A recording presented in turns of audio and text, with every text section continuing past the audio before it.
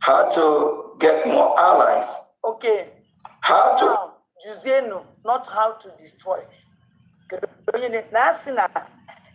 We're fundraising this Saturday. Or now that they destroy. They destroy that no one see or cabinet. Make I make us to say on a cabinet decided that the was fundraising. Now there is problem. No, now you will fundraising this Saturday until they put things in place.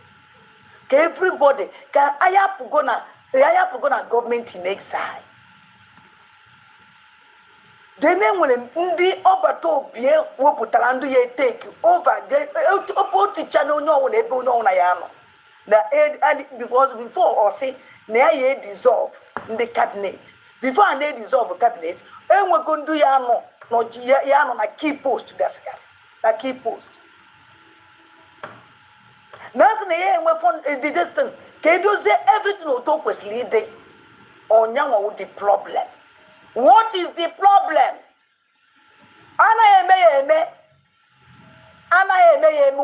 because so that na this man you well prepare by COS warning.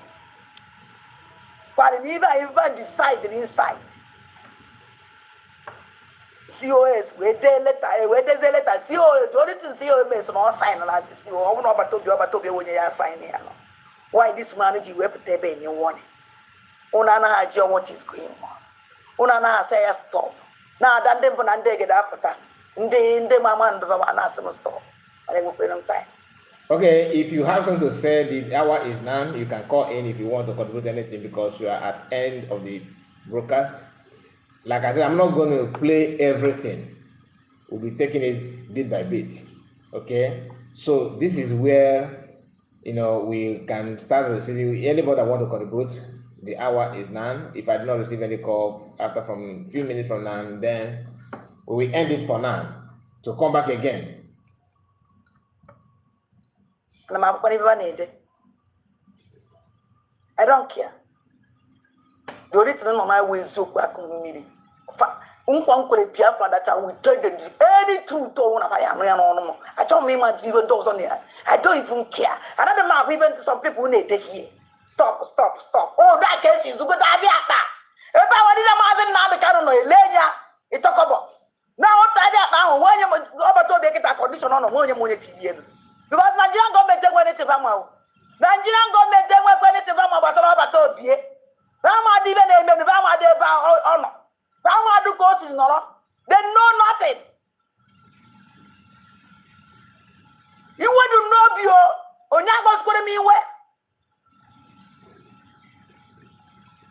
Do you know this man look at you way? That's what I mean. Yabia won't even want to put a warning.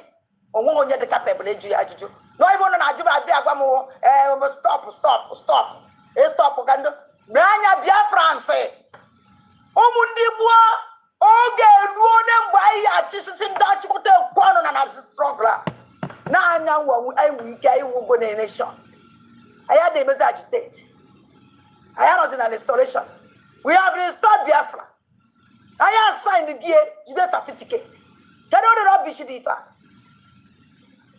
I am questioning go. We are going to make the history by ourselves.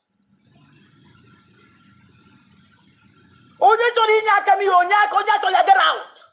There's another people interested. When I pray, I'm nonsense. Power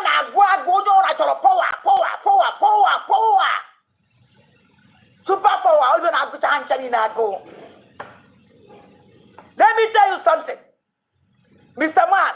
If you win this rubbish, it is a challenge. Okay. I can never.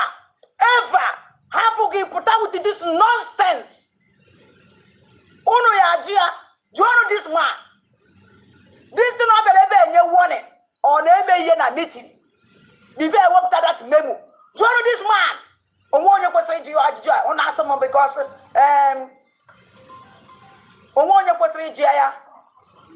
Even I believe in warning on the Hello? Hello?